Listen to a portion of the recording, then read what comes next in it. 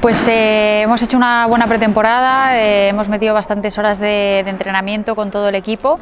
A la hora de hablar de objetivos, creo que lo primero en lo que hemos pensado todos ha sido un poco pues en acoplarnos lo más rápido posible y, siendo muy exigentes, tratar de llegar a los máximos fines de semana posibles, es decir, enfocarnos mucho en partido a partido, en sumar cuantas más victorias mejor, y a largo plazo pues está en la cabeza de todos tratar de entrar dentro de las primeras 4 cabezas de serie. Creo que es un objetivo duro, pero bueno, si lo hacemos bien desde el principio lo podemos llegar a conseguir.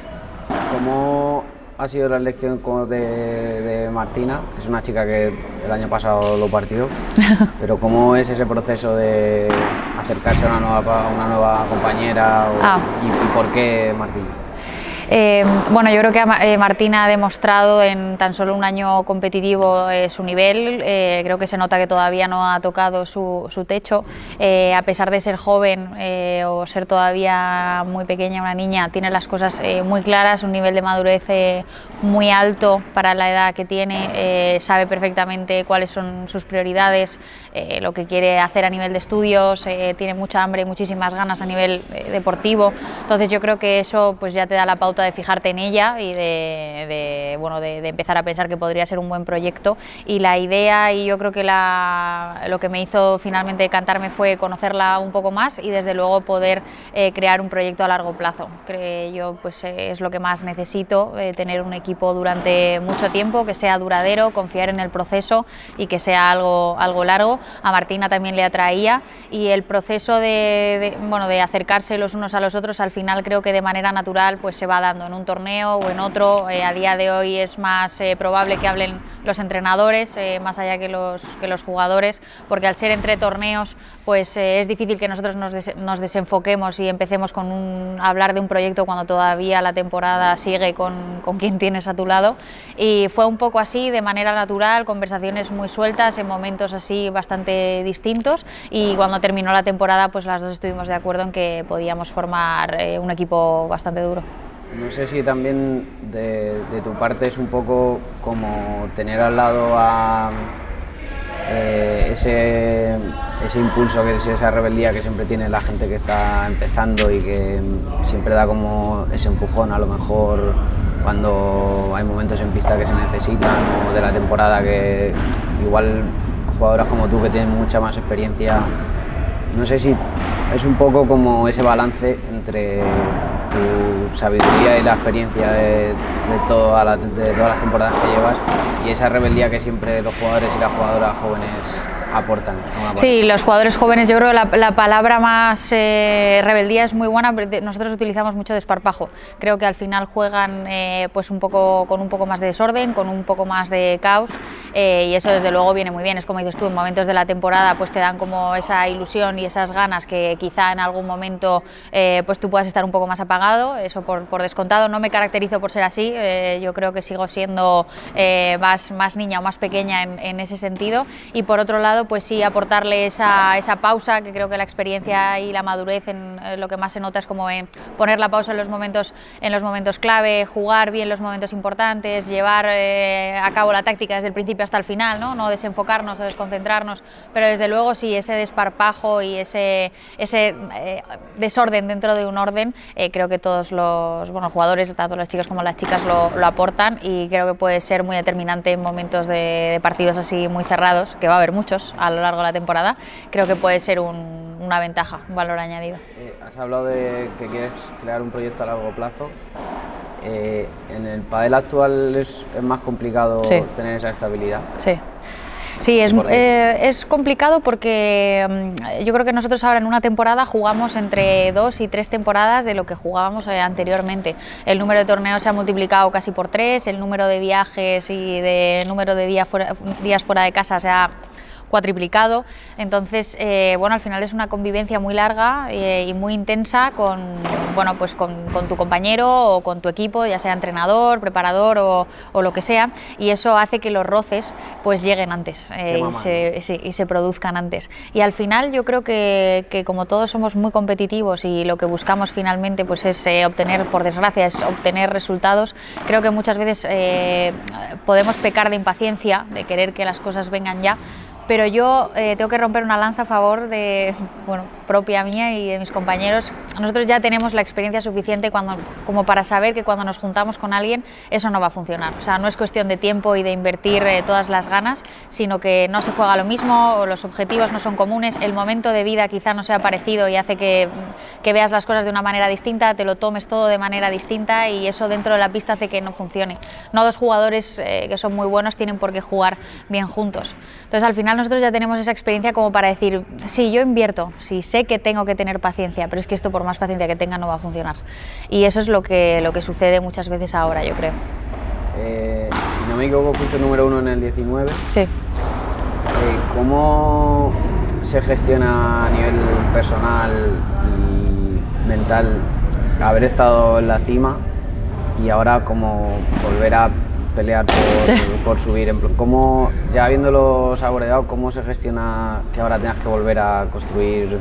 Bueno, siempre, o sea, yo creo que el tono negativo siempre se le retira. Al final conseguir ser número 1 creo que es a lo máximo a lo que puedes aspirar en un deporte, y formar parte de la selección creo que son los dos objetivos. Ya si hubiese Juegos Olímpicos pues sería lo genial, pero creo que es a lo máximo a lo que puedes aspirar, el sueño de todos cuando empezamos a competir en la élite, y solo haberlo sido creo que tiene mérito. Tiene, bueno, muchísimo más mérito poder mantenerlo durante mucho tiempo o volver a alcanzarlo. Desde luego dentro de mis objetivos está ese, intentar volver a conseguirlo en algún momento de mi carrera deportiva, pero siempre quitándole como la parte negativa, humildemente decir, bueno, pues hay gente que es mejor que yo en este torneo, en el siguiente, cuando sea. El ranking, yo soy partidaria de que el ranking a final de temporada es casi justo, por no decirte justo del todo, y ya está, es asumir que en ese momento pues vinieron muy bien dadas, se trabajó mucho, se consiguió y tiene mucho mérito, pero asumir que hay momentos de tu vida deportiva pues que hay gente que lo hace mejor que tú, entrena mejor o compite mejor o tiene mejor nivel, y ya está. Pero ni los buenos son tan buenos ni los malos son tan malos. Creo que en la vida deportiva hay que aprender que es una montaña rusa y que premia mucho más una vida deportiva regular en la que siempre has estado ahí, siempre te has sentido competitivo, que no la persona que fue número 1, desapareció o cosas así. Creo que es muy duro mantenerse ahí arriba durante mucho tiempo. ¿Es muy diferente la Marta actual a la Marta que en 2019 era número 1? Muy diferente yo creo que no, creo que siempre he sido muy fiel a mis valores dentro y fuera de la pista, pero claro, al final a base de golpes pues he aprendido un montón de cosas y he madurado. A lo mejor en el 19 tenía pues más desparpajo porque era más inconsciente, pero como ventaja ahora te diré que creo que tengo más madurez, que tengo más visión de juego, que puedo aportar mucho más en la parte táctica. Yo en el 2019 era muy, bueno, pues hacía lo que me decían, muchas veces no terminaba de sentirlo o de entenderlo, pero me limitaba a hacer lo que me decían porque era mi equipo y yo siempre a muerte con ellos. Y ahora pues yo lo entiendo también, ¿no? Puedo aportar como mi visión, jugar con un poco más de calma también, y tantos años competitivos pues me han dado, yo creo que eso, aprender que ya no es solo hacer el punto, sino dónde jugar la bola, la zona perfecta, la velocidad perfecta, conocer también a todas las rivales. Somos no muy diferentes, ventajas y desventajas de hacerse mayor. También te he leído en alguna entrevista que en 2018 fue un poco un punto de inflexión, que estuviste a punto de dejarlo. Sí, sí. Yo te quiero preguntar si con todo el tema de estudiar medicina y poder compaginar, lo que supongo que llega a estresar al máximo. Sí. Es que yo lo veo como que los deportistas de élite estáis hechos de otra pasta, ¿vale? Bueno. No sé si crees que eso también te ha ayudado, haber estado en la élite de un deporte, ayuda también a saber sentarse y decir, vale, me estoy agobiando, esto es por aquí, esto es por allí. Sí, hacer KitKat muy rápido. Y también leí que tu madre fue importante con una presentación. No sé cómo fue en ese momento y cuánto te ayudó el deporte profesional para tomar ese tipo de decisiones. Yo creo que las dos cosas se complementan muy bien. O sea, no habría sido la persona que soy hoy si no hubiese estudiado medicina y si no hubiese jugado al pádel. Creo que centrarse solo en estudiar muchas veces puede ser frustrante. Creo que el deporte es una salida, ya lo hagas a nivel profesional, a nivel amateur o lo que sea. Creo que el deporte es una salida y al final es salud, es oxígeno para el cerebro. O sea, está comprobado que se estudia muchísimo mejor cuando has hecho deporte. y de la otra manera, solo centrarte en el deporte, pues yo creo que te pierdes muchas otras cosas. Creo que hay que formarse como persona, creo que tienes que tener un plan B en la vida por si por lo que sea, Dios no lo quiera, pero bueno, aparece algo que trunque tu camino, pues tienes que tener algo a lo que poder agarrarte para vivir de ese momento en adelante y estar tranquilo con lo que suceda. Y yo creo que las dos cosas me ayudaron pues a lo que tú dices, a hacer KitKat muy rápido. Si un partido iba mal, pues yo focalizaba siguiente objetivo, que era pues el examen, la presentación, el trabajo o lo que fuese. Entonces pues rápido me iba al hotel y me centraba en otra cosa. Trataba de disimular mi frustración enfocándome en mi otro objetivo. Y con los exámenes igual, pues en algún momento obviamente se suspenden exámenes en la carrera y dices, bueno, no pasa nada, me voy a entrenar a full, el siguiente torneo, tal, y así pues iba un poco compensando. Creo que la mentalidad deportista te hace como asumir mejor los momentos bajo presión. Pues cuando no llegas casi a un examen, cuando tienes pocas horas para estudiar o quedarte hasta más tarde estudiando, pero te diré que creo que también lo hace mucho como la fortaleza mental de cada uno. Creo que al final los deportistas estamos muy acostumbrados al sacrificio, pero la fortaleza mental y la voluntad propia, la capacidad de voluntad, creo que fue lo que a mí me sacó adelante. Y ahora que tengo una doctora delante, ¿el deporte de élite es sano?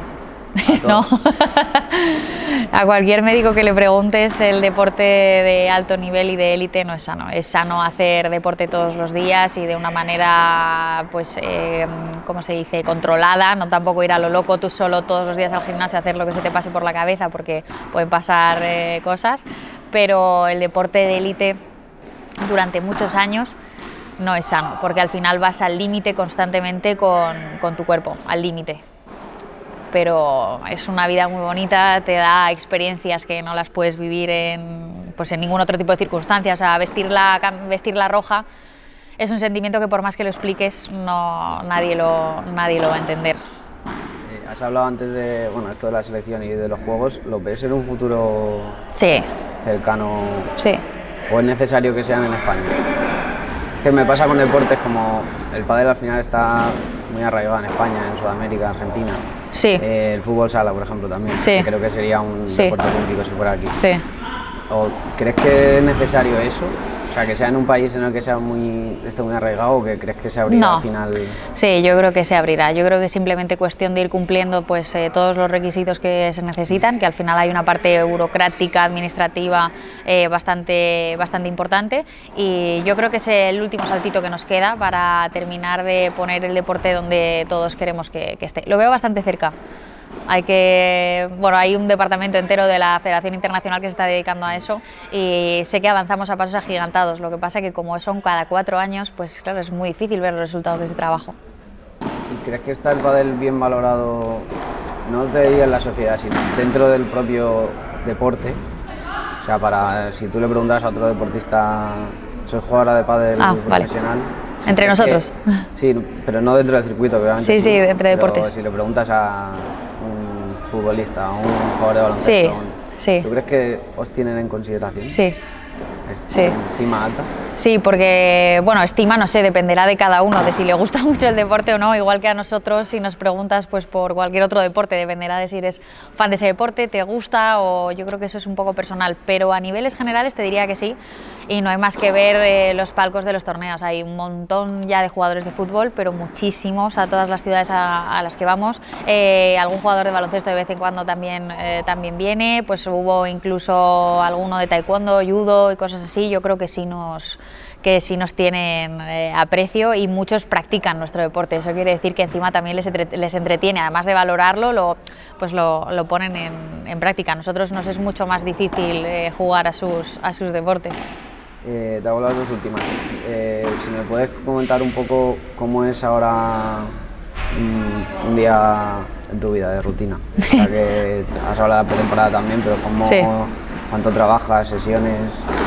Pues entrenamos 6 días a la semana, o sea, teniendo en cuenta semana de no torneo, de no viaje, 6 días a la semana.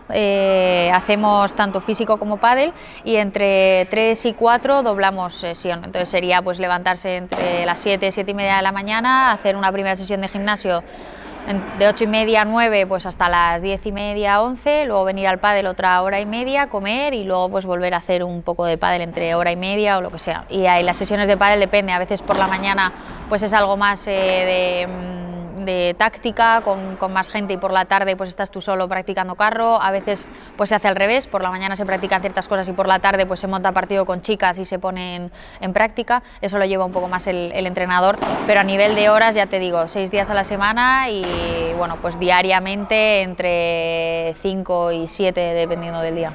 Y la última, preguntarte por la asociación con Seagrams. Sí. ¿Qué supone para ti ahora estar de la mano de un patrocinador que además acompaña a todo el circuito también? Claro, sí, bueno, a mí me hace mucha ilusión, muy agradecida de que una marca, pues como dices, tan grande se haya fijado en mí, pero sobre todo una marca que apuesta tanto por el pádel. Les conozco de hace mucho tiempo y sé que yo siempre trato de rodearme de patrocinadores que son como familia. Me lo mostraron desde el primer momento, muy a gusto, y me gusta mucho la gente que apuesta tanto por nuestro deporte, formando parte ya no solo de los jugadores sino también del circuito, haciendo incluso un circuito amateur, ¿no? Dándole la importancia pues a la parte profesional, la parte amateur, la parte del espectador, todo eso. Y luego creo que somos ambos muy trabajadores, buscamos la excelencia, somos muy perfeccionistas y también pues buscando la novedad, que yo creo que es lo más importante.